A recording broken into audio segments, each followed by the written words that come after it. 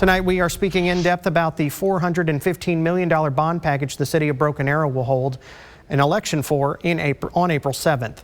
This involves multiple projects, a lot of construction, and what city leaders say will also be major quality of life improvements as the city continues to grow. Joining me on the program to speak unedited about that bond vote is Broken Arrow City Manager Michael Spurgeon, back on the program to pick up where we left off back in January. Back on the program to speak unedited is Broken Arrow City Manager Michael Spurgeon. Thanks for coming back. I appreciate it. Oh my gosh, great to see you, my friend. I'd love to pick up where we left off because I promised you we would get to how fast this money can come online. How fast, let's say you get a yes across the board, how fast does that money come online and your citizens start to see action?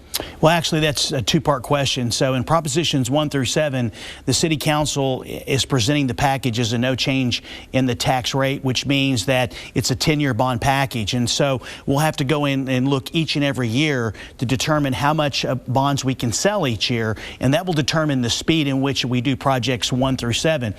For example, there were a couple of roads that did not make the proposition in 2018 that Council has said they want to be a priority. For example, that would be Omaha or 51st between Aspen and Elm Place is one, and then Tucson between Aspen and Olive are two projects that right now there's design work that's happening, and then there's a couple of other roads. And so obviously those are the projects for roads, but the other priorities Council has said is they'd like to see if we could move quickly on the senior center, actually the expansion of the existing senior center annex. And then secondly, if the voters in Proposition number 3 approve the community center, they would like to see if they could move that as quickly as well because of all the features that it's going to have in it, such as an indoor walking track. And so that's 1 through 7. It's really going to be based on how much we can sell each year to determine exactly how quickly we can move. But we will move as quickly as we can because obviously one of promises made, promises kept. On your sports facilities, do you have to wait until you build up some of that sales tax dollar before moving in on that? You had a couple of choices, and the City Council has decided is that if the voters approve Proposition number 8, what they will do is that we will go out and we will borrow the funds that we need to complete the $47 million worth of projects. And that's the second part of the question, is that if in fact the voters approve this, the council said they want to move quickly so the kids or the grandkids or the parents and grandparents that approved the package get to use it within 3 years. And so within probably 30 to 45 days of voter approval, council will have for their consideration contracts for the engineering and architectural services to complete the improvements for all 5 sports. Once those are done in about a year, we will actually go out to public bid shortly thereafter. That usually takes about 90 days before they start work, and then we'll work with the sports organizations on the scheduling of their seasons, and then our plan is to be able to use those facilities in approximately 3 years. I was looking at the transportation one. There are a lot of things listed. This isn't just going to be vote yes and then cones just pop up everywhere, is it? Oh, absolutely not. Okay. No, I mean, actually, you can't issue $415 million all at once and keep the tax rate the same. So that's the good thing, is council made a promise that we wouldn't increase the tax rate, which basically helps the citizens. But when it comes to actually planning out the roads, usually it takes a road project from start to finish can be anywhere from 3 to 5 years, depending on the acquisition of right-of-way that is necessary. And secondly, working with the local utility companies such as PSO and ONG, because they have to schedule the work itself. And then most road widening projects, albeit from 2 to 3 or from 2 to 5 or 3 to 5, basically can be a year to 15 months depending on the weather. You've got town halls coming up. We do. And I was, what can I expect if I go? Obviously, if I have my own questions about this bond, but what can I expect, and what are you hoping to hear from folks? So we had 3 town halls back in the summer. We had one in August and 2 in September, and they were set up very much like I like to call the Department of Transportation setup, where Mayor Wimpy and the council members welcomed everyone. Then we said a few words about just some general information about the bond package, explained the setup that we had within the building we were using, and then we opened it up for folks to go to the different propositions. So this will be the exact same thing. The only difference from last summer will be we were asking voters input on which projects to pick for the propositions.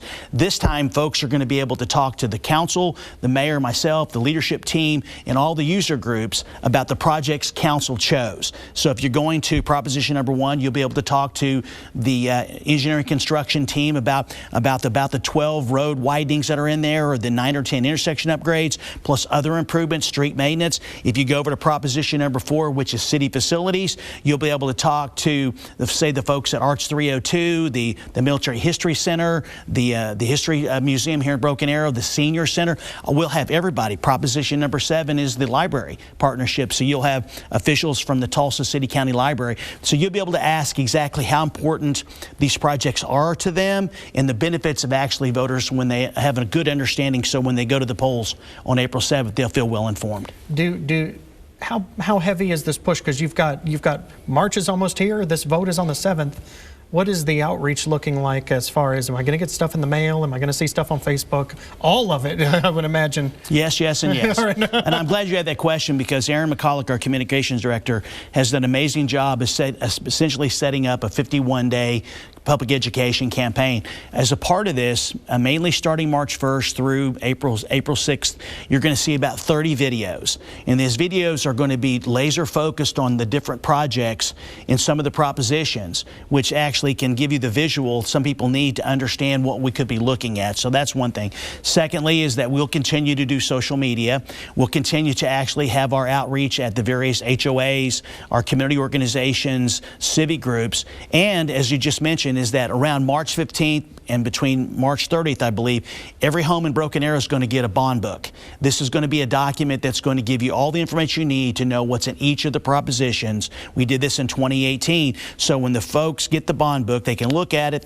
There's numbers where they call to ask questions, and then they can review it in between now and April 7th. And we just feel like they're going to be very well informed when they go to the polls. There are a couple of things on this as I was looking through it. It talks about, I don't know if I'm using the right term, unplanned projects, yes. Or is that a contingency for the projects you've listed, or is that just we may have a surprise pop up every now and then? What is that unplanned for? So actually the term is you have named projects and you have unnamed projects. Yes. And then we actually, in like proposition number 1, we left some funding in there for unplanned projects that may come up that need to be done as a result of something extraordinary that would happen. But for the most part, our projects are either planned, or named or unnamed. And by state statute, you have to name 70% of the projects in each proposition, which means the city has to complete those projects. So if there's, for some reason, the estimates come in, but the projects turn into be much higher, then the city has to complete that named project. So you have the choice of going in to the unnamed projects and foregoing doing that project or some portion of it to be able to meet the obligation of the state law to be able to complete the named projects. And so so far in 2018, for example, we've been able to get to all the named and unnamed projects. And right now, out of 88 projects that the voters approved back then, we're 74% complete or under construction of those 88 projects. And so our plan is to complete all of the projects the voters approved. And fortunately, we've been able to actually, with the estimates we've received, been able to complete that work. And that's our plan, because we've laid this out with estimates, not just for today. No, it's a 10-year package. We've estimated the time value of money to be able to anticipate what something may cost, not just only in 2027, but let's say out into 2034, 35, and 36 respectively. I was going to say that you answered my next question, but we can't predict what happens at the grocery store sometimes. So I imagine you have factored in possible inflation for years in this. Well, I call it time value of money. Our engineering construction, they look at the basically future estimates. Back when the COVID happened, we saw the cost of road improvements go up anywhere to close to 60%. And so we've had to factor those inflation issues into the package, because obviously what something costs in 2026, 27, it's not going to be the same as it is in 2034, 2035. And so we've put those inflation factors in to ensure that whatever projects the councils at the time in the early 30s, mid 30s, whenever they sell those bonds and they award those projects, we're anticipating that basically the estimates that we have now are going to be good 6, 7, 8, 9, 10 years into the future. City Manager Michael Spurgeon, thank you so much. Thank and you. if you have questions that I did not ask, they are holding town halls for you to have those answered. Thanks for stopping by. I appreciate it. Speaking of which, here is that schedule. If you have any questions of your own about this $415 million bond package that we have not talked about here on In Depth either in January or this month, there are now 4 town halls on all different sides of town in Broken Arrow. The dates and the locations are on your screen. All meetings are from 6:30 p.m. to 8:30 p.m. The final vote on this package citywide will be April 7th.